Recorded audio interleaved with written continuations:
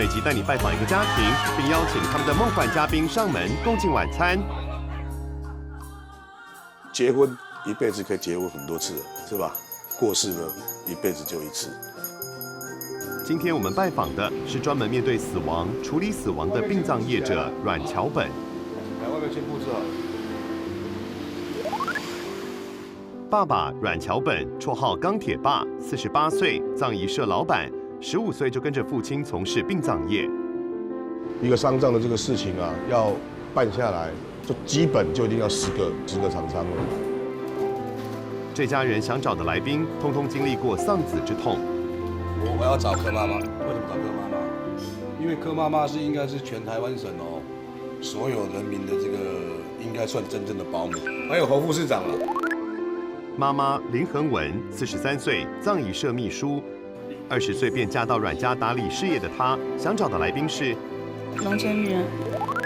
女儿阮永竹，19岁，目前在日本念语言学校。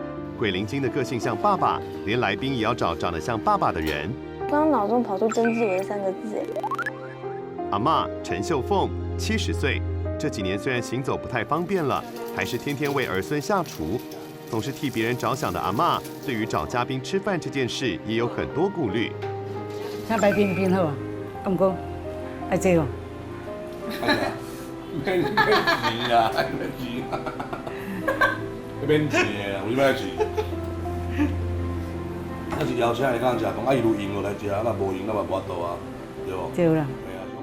在今晚的嘉宾上门以前，我们先来认识这家人吧。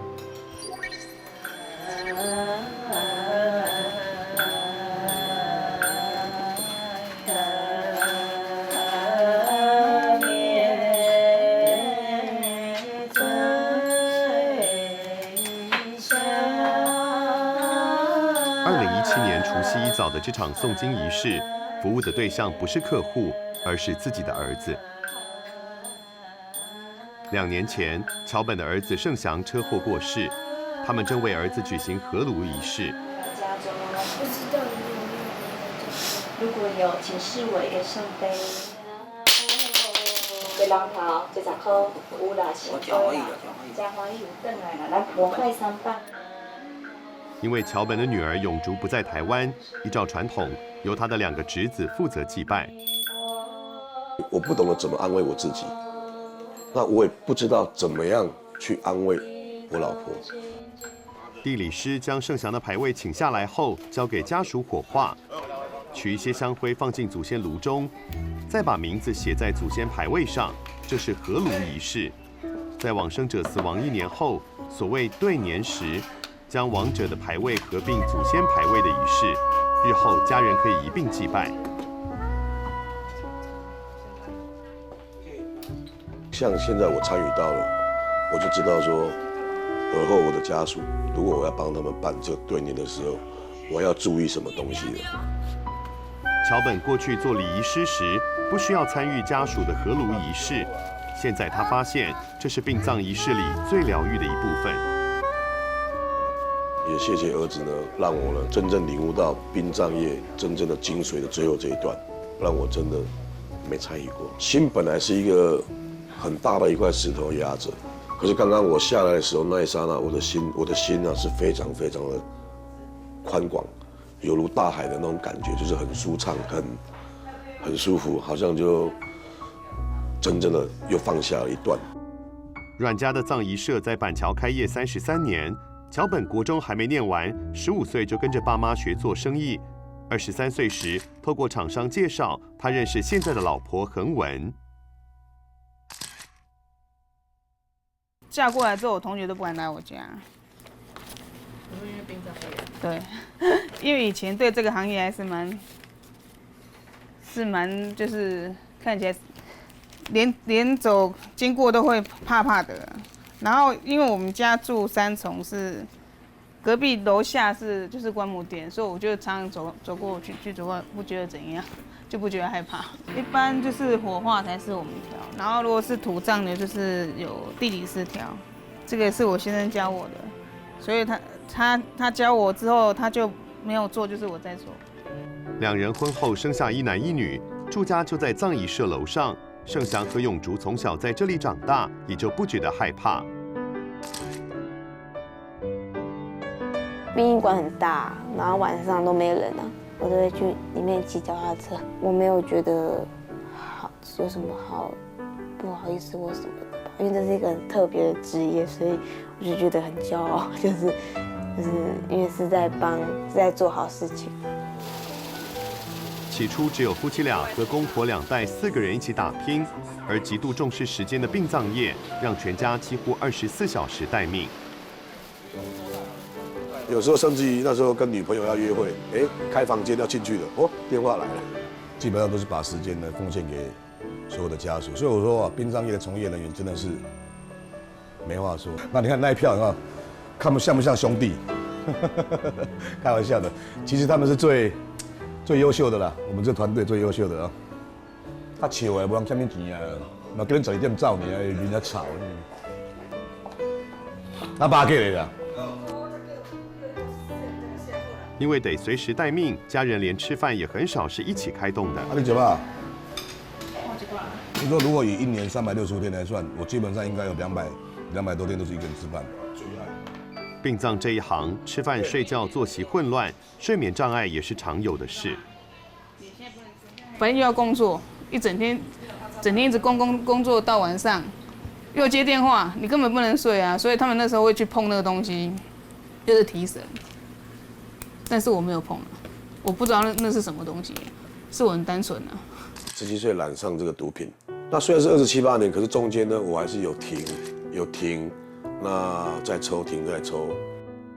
桥本17岁时就断断续续吸食安非他命，4年前他决定戒毒，独自到台中定居。那时他也几乎断掉和家人的联系。他最怕他儿子、他们女儿知道。然后他都会怪我说会跟他们讲，其实是我儿子他自己发现那东西，然后他跟我说他也很气他爸爸。严重的时候，桥本搞失踪，整整躲了2年，家人们失望又伤心。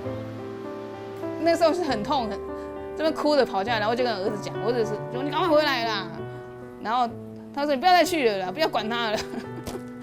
就是自己也觉得更小，然后也不想要见他们。我相信我爸妈妈是更失望，因为我在他们眼中就是一个很会做生意的小孩嘛。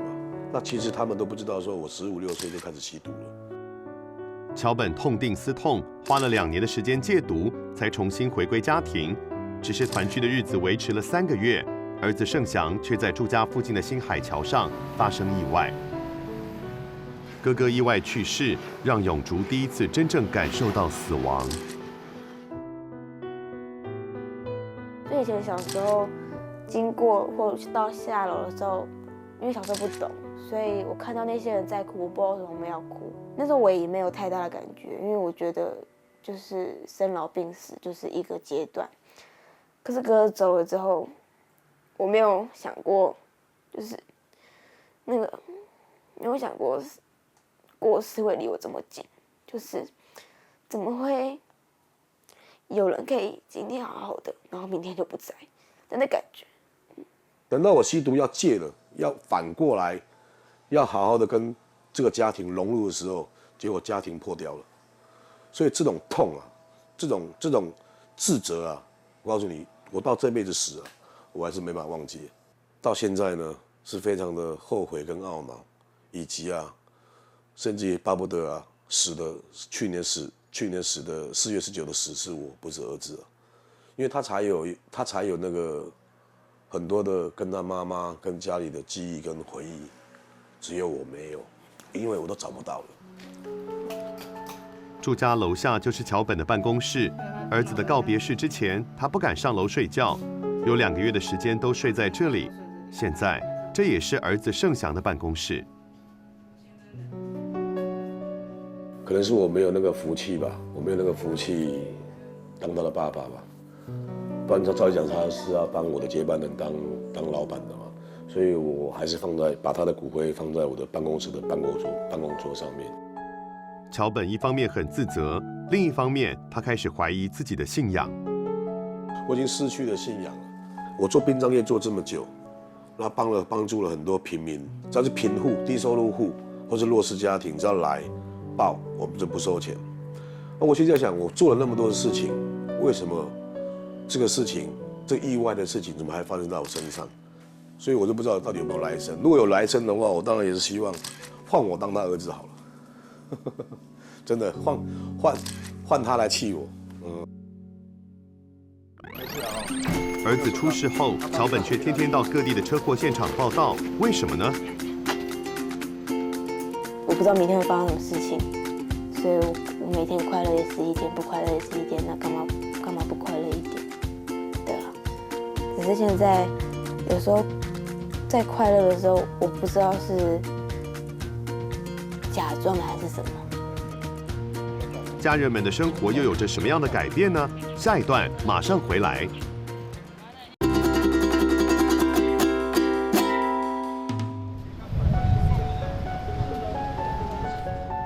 今天拜访的是在板桥开葬仪社的阮桥本和他的家人。儿子盛祥2年前意外过世后，家人们的生活有很大的改变。虽然桥本做了这么多年的殡葬业，直到亲自处理儿子的后事，才修正了自己拿牌位的方式。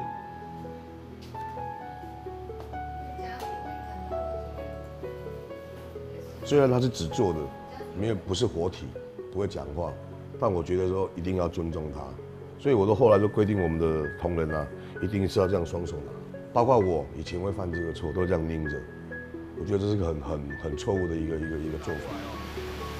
也是因为儿子的死，他才发觉自己以前并没有真正同理家属失去家人的伤痛。以前我都会说，跟家属讲说，你要节哀，你要放下，那你要坚强。但我现在只会讲2个字而已，加油，节哀。不可能节哀啊，你一定会哭啊，一定会想，所以不可能节哀，就是用同理心下去做看这个工作了。以前没有，以前只知道赚钱。来，赶快讲一讲，讲完之后，这多少钱呢？讲一讲，我跟你讲一讲，我的目的就是要赚你钱而已嘛。30几年来，阮家已经是新北市内经营最久的葬仪社之一。桥本很有生意头脑，除了葬仪社之外，也做中古车买卖。他的车库里还有一辆加长悍马车，不过这辆并不是拿来卖的，还有另一个重要用途。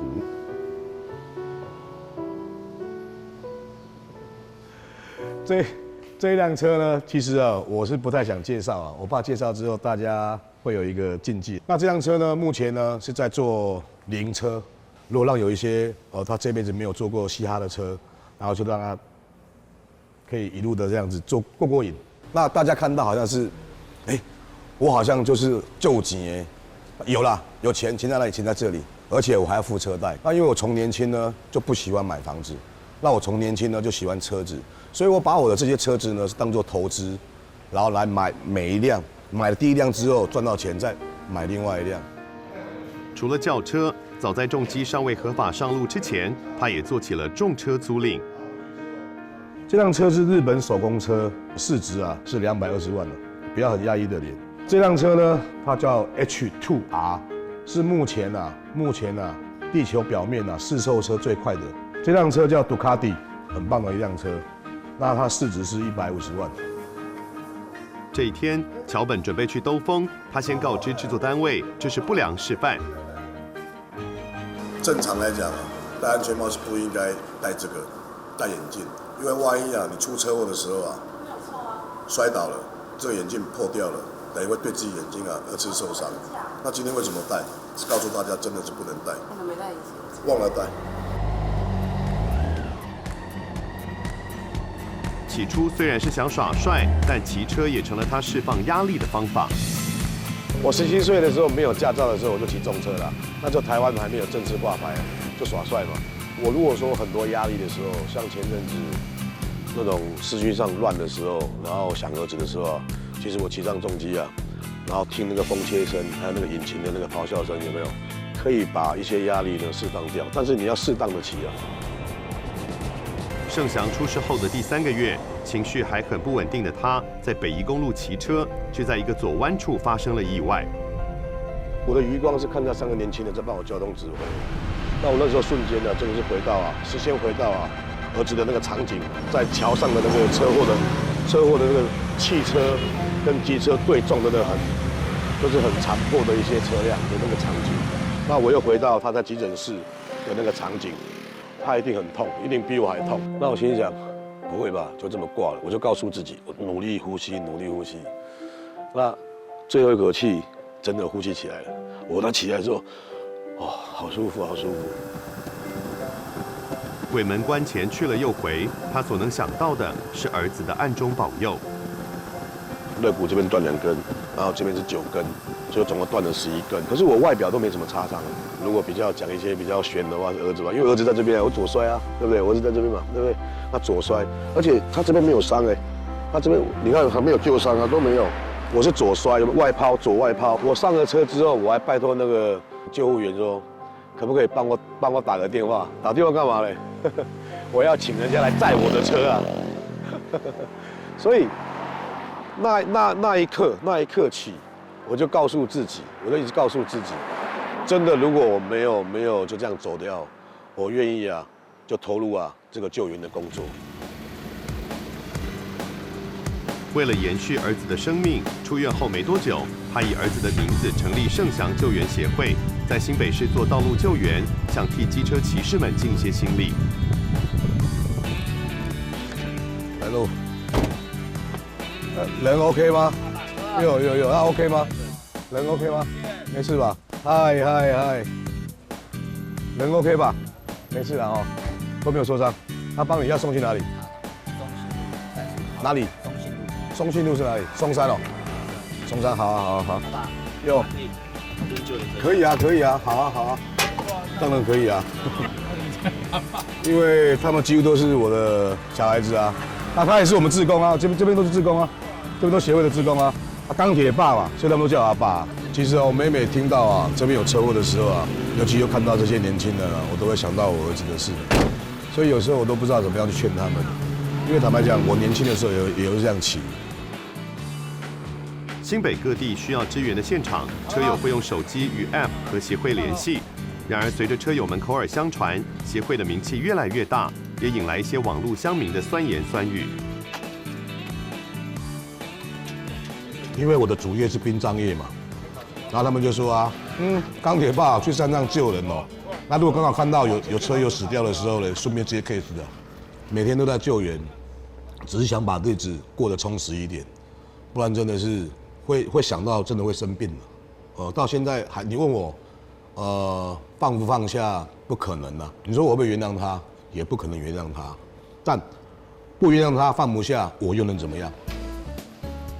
除了道路救援，每个月1次，他们也免费为弱势家庭做机车健诊和物资发放。那个机油跟豉油都帮你换好了。这边什么都有了，不用再花那个钱，把钱省给你。谢谢。加油！他们有安全帽吗？要戴，下次要戴，不然妈妈被抓到要罚500。可能是上天对我一种考验吧，叫我在做其他的事情吧。所以我也很感谢我儿子因为他的离开，然后又让我开启了人生的另外一扇门，他又让我的整个人生的这个人生观、脾气、个性，还有又认识了更多人，然后又得到更多的儿子女儿。相较于桥本将心力投注在这里，老婆恒文还是专注在葬仪社的经营。刚刚去这边公司没人顾也不行，因为我婆婆年纪大了然后所有的收入也就是从这边去要赚钱才有收入没有收入要去做那些爱心也没办法而住家就在公司楼上，更让全家触景伤情。都还是保持它原来的样子，一进去，那种感觉就会上来。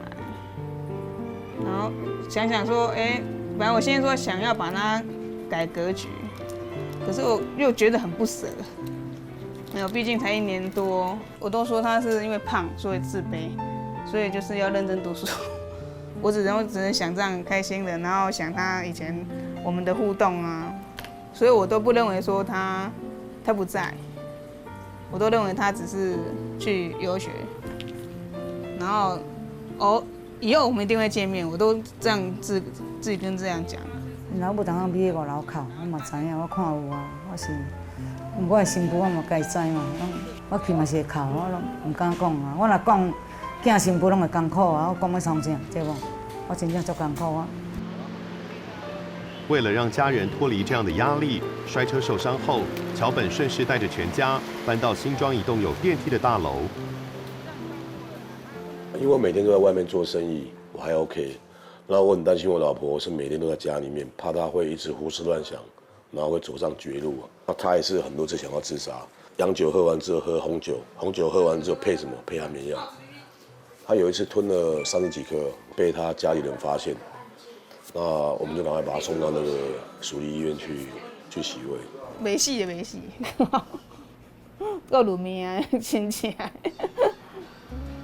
搬到新家，他们不敢再放儿子的物品，因为半年前又发生了意外。本来那个墙壁有掉，那个墙壁啊，有掉一个粉丝送给我的这个画像。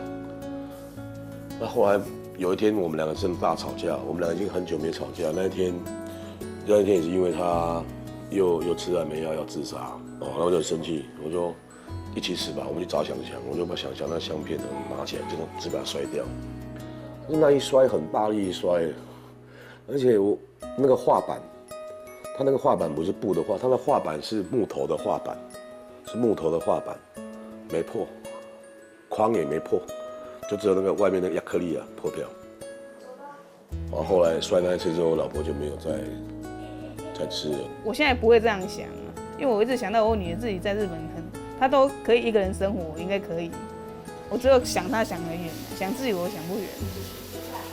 女儿永竹是恒文坚强下去的理由，而平常在日本念书的永竹也同样挂心着家人，因此她放假回台湾的日子，全家特别开心。这一天，桥本的2个侄子来家里玩，午餐时间，阿嬷也前来新庄家团聚。菜我就面汤囝来洗啦。物件拢找我。嘿啊，我唔知啊。因为她不知道位置在哪，这都是我婆婆拿过来的，昨天才补满的。有个能干的妈妈在身边，夫妻俩是完全不会做菜的。而如今没跟妈妈住在一起，他们平常都吃些什么呢？吃水饺啊，水饺最方便的。啊，不有蒜头哦。吃水饺还有这个微波食品。种安尼一空，伊沿接的迄条较袂远，较漂亮，较水。啊，炒了伊即马一摆落响啊。相较起来，一个人在外生活的永竹，每天变换的菜色显得用功很多。炒饭，然后炒菜、炒肉，不要更爱搞。简单的煮完就好了。那有跟阿妈求救？有啊，妈妈不能也没用。所以妈妈不会煮。趁着永竹回来，他们也到盛祥女朋友工作的咖啡厅叙叙旧。小朋友觉得啊，他超烦，他刚看着他跑向我，看着他。哪有？我没有看到啦。你在那边出现？我从那边办公室想说人嘞，然后我刚转一圈，那时候他一直走，然后我就冲过来。然后我儿子过世之后，就把他认为当干女儿，因为他又在上课又在上班，时间都是会比较不一定，所以就出国之后就时间就比较短相聚，然后只要他一回来，我们都会聚在一起，因为小孩子还是跟小孩子比较有话讲。只是全家不能在团聚的日子里，所有的节庆也失去了意义。像过年要到围炉嘛，其实我们就是表面上的就是围炉，新年好，快乐，新年快乐。其实我们内心不是这样子的，那没办法，一定还让老人家觉得说，我们有走出来了。其实是还没有，基本上都不过节庆。像我的生日也不够啊，我也不过生日。对于吃饭，以前因为忙于工作而讲求速战速决的他们，自从儿子走了之后，也有了一些改变。把步调放慢，享受当下，也意味着更珍惜家人们在一起的时间。那现在基本上我都跟我老婆黏在一起啊，我都害怕她会觉得我很烦的。我也觉得，反正我的人生就是我不知道明天会发生什么事情，所以我每天快乐也是一天，不快乐也是一天，那干嘛干嘛不快乐一点？对啊，只是现在有时候在快乐的时候，我不知道是假装的还是什么。去逛街啊，看圣诞树或什么的，我都会觉得说，我凭什么可以看到这些东西？为什么哥哥不能跟我一起的那种心情吧？对于那些逝去的时间，除了思念，他们也选择用别的方法牢记在身上。小孩子没发生的时候，我就刺手了。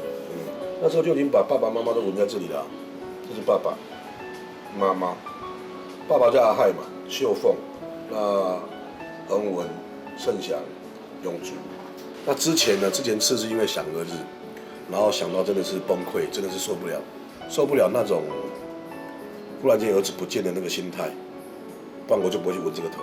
走在日本的街道上，我觉得有点尴尬，因为大家都在看他。我觉得我很骄傲啊，我觉得不求就好了，对不对？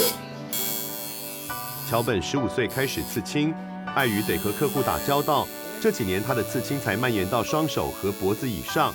如今刺青的动机也大不同。现在时候比较刚开始呢，就是认为是坏的一个象征。现在17年的1月，这新年新希望，那我一直希望说，可以再把盛祥救援协会呢，再把它再发扬光大，所以才纹这个，我才决定要纹这个我们盛祥救援协会最新的 logo。我想过去啊，可是我怕我哭啊。其实我比我老婆还会哭啊，真的。我老婆比我坚强。什么事情让桥本又担心自己落泪了呢？休息一下，马上回来。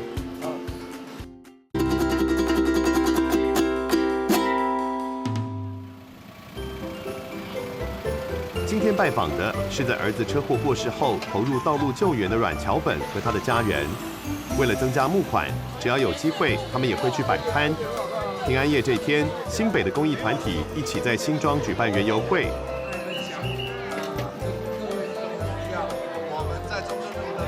如果不是想的话我这一辈子可能没有机会啊，也不会来参加这种活动。我现在是把我儿子当成偶像。为了增加协会的财源，他也回到葬仪社办公室，打算卖掉以前收藏的奢侈品。这只拐杖也5万。你要拐杖干嘛？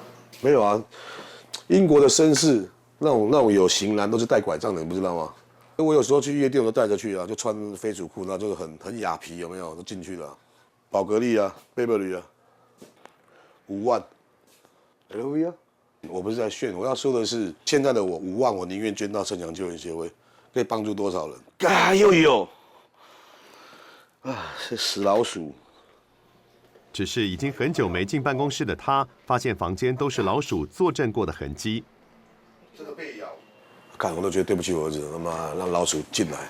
我相信可能是儿子吧，儿子知道我很爱这些东西，名牌的东西，他可能告诉我那名牌东西可以卖啊，为什么让老鼠糟蹋掉了？是啊，不然我真的是没上来了。除了想办法增加协会的收入，这2年很少在葬仪社管事的他，也打算重新回到这个岗位。这个月生意很多吗？上个月很多吗？对啊，然后你们在搞什么？恁就是要较叫小较好诶，甲遐个人的人客搁抢转来，安尼尔，互遐个人客知影讲，遐个人拢是飞出去的。所以做干部要检讨啦，真诶啦，只要这样句啊，不要倚老卖老，你也赶快，不要让我看到这个阴影。我都嘴巴念念而已，以前直接就是罚，就是重罚，那现在不会，就已经改了，自己的个性也有改。就这个事情，如果是对家属的承诺，我就会很严，还是一样很严的，非常严的。虽然家人们很努力适应现在的生活，但从小有哥哥陪伴长大的永竹，心里还有一个愿望。其实我很想，因为想要他们再生一个小孩，因为我觉得，因为我现在已经19岁了嘛。然后我这10几年来，我身边都有一个人跟我一起成长，就是一起陪我，一起跟我分享那么多事情嘛。可是现在突然少了他，我就真的是一个人。虽然爸爸妈妈也在，可是那感觉是不一样的。因为我已经结扎了，你还要去把它打开的话，可能那个过程可能是蛮复杂的吧。我在想啊。我如果再生一个，我觉得这一个小孩子是想象的替代品，我不要。那不如我就把我所有的精力，给我女儿，给我老婆，还比较实在。把握当下相聚的时光，是家人们2年多来最深的体会。你几公斤39。90几耶。对啊，你看我坐着，他起不来啊。有没有觉得我女儿很像我？你看她鼻子以上，很像我的神韵的，真的啦。我儿子香香他应该这么说了香香糅合了我们2个最丑的地方。真的，抱起来哦。好。你们2个100年没玩过这个东西哦，100年了，100年没玩过。爱玩的桥本现在又多了一个新玩具，就是空拍机。就有一种感觉，就想要跟香香飞近一点，因为她叫香香嘛，喜欢飞翔嘛，所以我就又拿起来再玩。会不会那样？到更高处看风景，转换了视野，也更靠近儿子。回首过去，他后悔从没好好的抱过孩子。就这样躺在那个急诊的那个床我只抱一下而已然后还有一下就是他要进那个棺木的时候，就抱那2下，很后悔，为什么不多抱几下？所以人家说爱要及时然后爱要懂得适时的说出来。女儿永竹回台湾放假不到1个月，又要回日本念书了。道别是这家人最难过的时候。我之前会很渴望他回来，可是我现在反而不渴望他回来。我希望他可以待在日本，好好的享受，过他的这个后面的人生，而不希望因为哥哥的事情呢，让他有所束缚，有所局限。我是希望他下半辈子是开开心心、快快乐乐的过他的下半辈子。因为利比亚3月就见了，3月，什么3月？2月。3月我要回来啊。我要2月要去啊。那真的哦。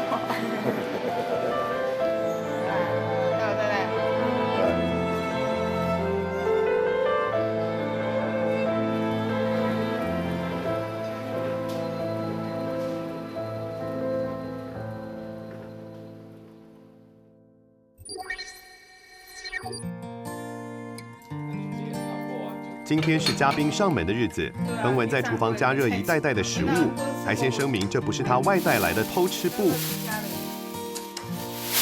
这不是买的，这个锅是我婆婆早上在家里准备过来的。那个我儿子都称我婆婆叫厨师奶奶，厨师奶奶准备的。豆豆要点外千哦，搁炒米粉搁啥的，有。那你猪肉在旁啊？这灶烤袂晓做。费工的料理有婆婆搞定，恒文则打算用葱花蛋聊表心意，却不知道葱该切多小才好。常常切了。妈呢，伤大笔吗？那你老公啊？我在睡觉，我叫他起来了。他说叫我客人来叫他，你看多没礼貌。对啊。你不是说要叫客人来叫他？我是客人，客人在楼下不是吗？还没。我对不起。他一定要拿整齐的给我给。骗桥本客人在楼下等，睡到傍晚的他才终于起床。上飞机了，几点就到了，睡到现在。没有咖啡吗？对于期待见到的来宾，3人开出的名单上都是有丧子经历的名人。柯妈妈，你要请柯妈妈，不是？我认不出来，大概，因为她好像跟我妈差不多年纪吧，她是属于尖型的，我妈是圆的。少年啊。是不是白冰冰？你都没有给我答案呐。那有讲白冰冰吗？我讲白冰冰。应该是袂来啊，伊做无用的，那有可能。是要把它切放在冰。甩一下吗？水一下。甩一下。甩哪里？哪有那么厉害啊？熟了就好了啦。像不像蛋饼？唯一一道现做的葱花蛋完成了，料理也陆续上桌。今天的菜色有妈妈自制的泡菜，炒米粉、凉拌花椰菜、瓜子肉、三杯鸡、控肉、糖醋鱼，还有萝卜排骨汤。会是哪位嘉宾上门为彼此打打气呢？是白冰冰、汽车强制责任险的推动者柯妈妈、台语歌手龙千玉，还是新北市副市长侯友宜呢？神秘嘉宾就要现身，下一段马上揭晓。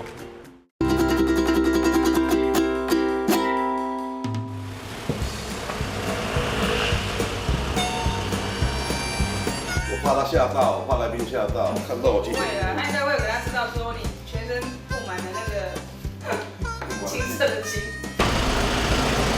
我相信我莫把他赶快了，应该是1年10个月来哦，没有像这么开心过。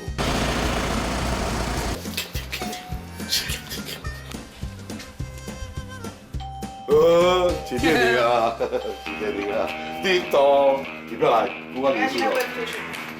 Hello， 哇，千玉姐姐，千玉姐姐。今天的来宾是发行过55张专辑的台语歌手龙千玉。他4年多前遭逢女儿意外离世，这半年多来又频繁往返澳洲和国内，照顾因车祸受伤的儿子。我觉得他有很多地方跟我蛮相似的，所以我觉得我来这里，接受谁来晚餐，然后大家一起吃饭，在这个中间呢，我觉得我也可以学习到很多。事实上我是很欣赏桥本先生呢，在面对事情的时候，他的抉择跟他的做法，让我非常的钦佩。有猜到是我吗？没有，没有，是啊，妈妈你好，妈妈你好。对，来，你唱歌对啊。有啦，就是啊，无啦，我两家讲了，你唔敢。谢谢。一入座，龙千玉就向桥本一家人表达，其实他答应这顿晚餐邀请之后很紧张。我感觉我口才不好，不瞒你们说，我接下这个通告的时候，其实我头痛了1个多月。我对，因为你讲我要用什么风险来跟你讲学习。好，妈妈谢谢。妈妈，我来你报告一下，其实我吃素。但是无要紧，没要紧，但是无要紧，我吃锅边素。儿子在澳洲车祸受伤这半年，龙千玉才开始固定吃素。这半年来啦，因为我较早都有吃素啦，较早，但是无这样啊。我知。阮两个是因为我袂讲因为阮囝的代志我去食素。是。颠倒阮两个就对啊，阮两个一路行来就对啊。应该是安尼讲哦，我拢一直认为讲天啊，甲我关一块迄个门关起来了对吧？我感觉讲哦，我还有一扇窗户，我就再爬出去。其实我常常咧讲吼，人生咧无常才是正常啊。嘛对。我觉得我们要马上提到这个，进入这个主题。无啊，我要食饭啊，我要食饭啊。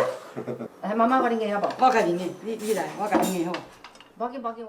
龙千玉想换个轻松话题，他问起桥本身上的刺青。讲你爸你，所以安尼刺青会疼无？哦，都疼诶，目屎流，目屎滴诶，无吃无法度去，应该是讲无法度泄恨的，没有办法把这个恨哦放掉。就是那个出口啊，要找一个出口，把那个出口泄出去就对。对啊，伊发生代志就对啊，唔捌来阮兜行骹踏，唔捌来讲对不起，拢无，真诶。这就是阮兜哦，足迄个啥，足遗憾的代志。你做一个人，你乃唔敢去承认讲你的唔对，来甲我软教，来甲阮囝下一下失个，完全无。这就是我一直想袂开，一直想要甲通过。伊刚弄了2个呢。白发人要送黑发人的这种痛，不是一般人可以体会得到。无法度啊。我就在想说，菩萨是不是有什么任务？要让我们去做，伊绝对毋是挑工的，对吧？像我你安尼，我是感觉讲囡仔虽然表面上看起来已经无伫这个世间了，但是因的精神，嘿，一直在鼓励着我们。对，那也因为这些事情，互咱有无共款的思考啊。因为人生的病、老、死、变老死，本来这就是无法度避免的。妈妈，你莫伤心啦。对啊。考入免考，免考免考。哦，我要考，逐班开训，要考试，啊，只个会考的，伊都比人家伊都较坚强的，咱两个。龙千玉能够感同身受，鼓励桥本一家人，是因为女儿的离世也曾经带来很大的痛苦。龙千玉对私人生活很保护，在女儿过世前，他从没向外界提过自己有小孩的事情。怎么调整？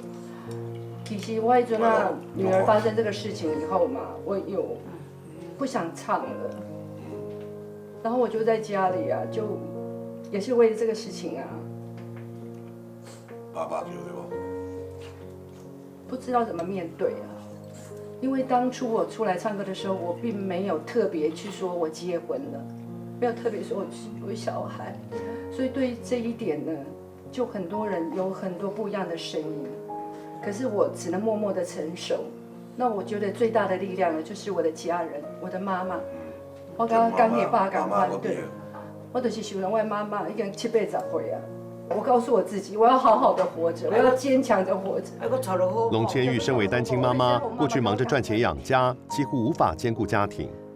我要说的是，人生呢，在面对抉择的时候，那个是最困难的，那是要靠智慧。可是有时候呢，我们在那个环境下，在那个时间点，我们不得不。鱼与熊掌真的无法兼顾。他是15岁的时候呢，正式回到我的身边。对，那小的时候呢，因为我无闲嘛，就是伊住在台中。嘿，我的大嫂，我很谢谢我的大嫂，我一定要谢谢我的大嫂，真的，我的大嫂对孩子的，嘿，我的大嫂对，对，当自己的小孩。你问我有没有遗憾？多少有遗憾。你拄开始的时候是不是都会暗时啊，赶快把这妮妮讲？我严重到我不敢出我的家门。那有一次不知道什么事情啊，我就是要出门了，然后我就坐电梯，然后我看到我的邻居呢，我都会发抖，因为我好怕他们问我什么。对，去游泳池嘛是最惊人甲问的。对，人家咧问啥，我咪走咧。我甲你较无共，我是人家问，我就一直讲我的故事互听，我一直要讲，一直要讲哦，讲到这个，我是最希望甲圣上的这个一寸的爱哦，甲传落去，所以人家讲我。龙千玉知道桥本担心老婆在旧家出景伤情，而搬到新庄。他说自己也还保留着过世女儿的房间。女儿的房间都一直在啊。然后，嘿，是。那我现在想的呢，全部都是他教我做什么，然后他会帮我化妆，好，然后他会教我怎么样打扮、穿衣服，然后会跟我讲说：“妈咪，他就叫我妈咪，妈咪，你头发要怎么弄？”现在时下的年轻人，对我都是很美好的回忆。我觉得他并没有离开我，其实想想也是一样，他一直活在我们的身边。像咱这摆咧食饭，一般是跟咱做伙食。我有时候想一想，有没有遗憾？是有的。可是后来我转了一个念头，我觉得说他在我身边的时候，我很用心的去爱他，然后很用心的栽培他。所以我想到这里的时候呢，我可能就比较心灵上会比较好一点点啦，所以我才要跟桥本也想知道龙千玉是怎么走出伤痛的。就是6年多前的时候，我去学佛，然后我说嘛是想讲我学佛，我们要从啥？无后来我心灵提升嘛，然后当下哈。物质是很重要，但是心灵的环保也很重要。但是我嘛唔知影讲，我学佛了无偌久，阮爸爸生病，然后半年就走了。哎呀，对呀。对，然后过1年多，我的女儿突然也意外也走了。然后去年我的小孩又出一个很大的车祸，然后我就觉得说，为什么会这样子？为什么会这样子？可是后来我觉得问为什么呢，找不到原因了，我就慢慢的了解讲啊，咱人生吼，咱来认识苦，人生有真侪苦啦，咱就是爱去熟悉，爱去知影。都是最好的安排。桥本这时候拿起手机和女儿永竹视讯，想分享这顿岳阳晚餐的好心情。吃饱了。吃饱了。现在这边很多菜，很多人。很多菜，阿妈在这里。你看，哟，你看这个漂亮的谁？好，叫阿姨哦。啊，好漂亮啊！他是谁，你知道吗？好像知道，又好像不知道。好，给你猜3个字，唱台语歌。第一个字是龙，对，他只有听台语歌啦，应该拢听周杰伦的啦，啊不然蔡依林啦，我觉得你有点像九令嘞，有没有人说过？有，他真的长得很像九令，但是没有整形的。没有整形的九令哦。然后有的会，妈妈再见。拜拜。哎，早那嘛足乖呢，你看日本迄个。看就知，看讲话啊。瘦厉害咧，阮甲伊去住几工仔尔，阮就甲囥喺日本来，家己我都安尼坐这边摕。哦，足厉害。现在小孩子都因为他有遗传到你啊。哦，阮出去流浪啊，他可以自己照顾自己。看到钢铁爸有一种。快乐的因子，整个笼罩在这个屋子里面。我觉得他是发自内心的，也不是 gay， 他是发自内心的。桥本的正面能量让龙千玉想起子女的美好和善良。刚车祸没几天，以后妈妈还好，我没有撞到别人，还好我身边没有载人。是我家己一个人咧山谷内底。哎呦，嘛善良诶。嘿，足善良。我听一个，足感慨，我目屎要流了。我爱囝。真甘心啊！伊今仔日遮尔艰苦的，发生遮尔大个代志，对，伊阁会当去想着别人。咱较早着拢自爸爸迄代有拢咧做善事啊，咱着继续甲做落去，甲这个善的种子继续遍地开花。让大家感觉让我。龙千玉一度想放弃歌唱事业，在这餐饭最后带来一个小小的惊喜，他送上自己即将发行的新专辑。其实这歌啊，是我儿子还没有发生事情的之前，其实都写好了啦。可是我觉得那个歌迷很可爱，他们就会说啊，这首歌是为女儿写的啦，哈，是为儿子写的啦，哈。我觉得这个歌就是唱出大家的心声啊。虽然我看不到你的人，你也不一定可以在我身旁了，但是我相信生命的轮回，我们一定会再见面的。我的一颗心会永远陪伴着你，你不会孤单的。妈妈，你看，歹势，我是要来甲恁安慰，唔是要来互恁流目屎。领导既然较厉害，行4年啊，你嘛见4年啊，阮来甲你学习了，因为阮才见1年10个月尔，还袂煞，阮2个嘛搁咧见啊。一定会过去的啦，一定会过去。这段歌词意外地替自己和在场的所有人加油打气，祝福龙千玉和桥本一家人继续以这份感念欣赏人生往后的所有风景。三生轮回中走找形影。一粒心陪你行，你袂孤单。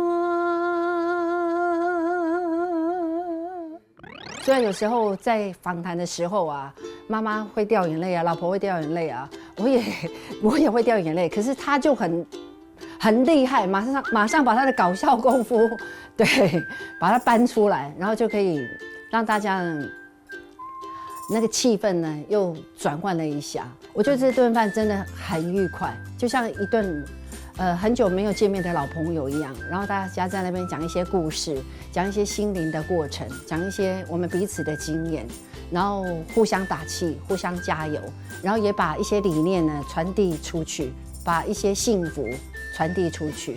足欢喜，足善良的，真正善良的查囡仔，咱这来拢足客气的。但是你那食才会使转来大件物件，吼。他一定比我坚强啊！你看他后来又遇到他儿子的事情，然后而且他是单亲，像我还有我老公在陪啊，那种心境会更不一样。所以说，就当妈妈真的是很伟大。讲有一个点就对啊，阮的目屎就流来啊。那刚刚我是很抑制我的这个感情啊。也很抑制我的泪水，所以刚刚我是把我的泪腺是锁得很紧，很多共同点，就像刚刚讲的深夜，很怕深夜，然后呢，还有一个就是一样的共同点，就是自己要坚强，自己要努力的走出来。希望跟我一样的家庭的爸爸妈妈一样，就是要坚强再坚强，不要选择躲起来，加油！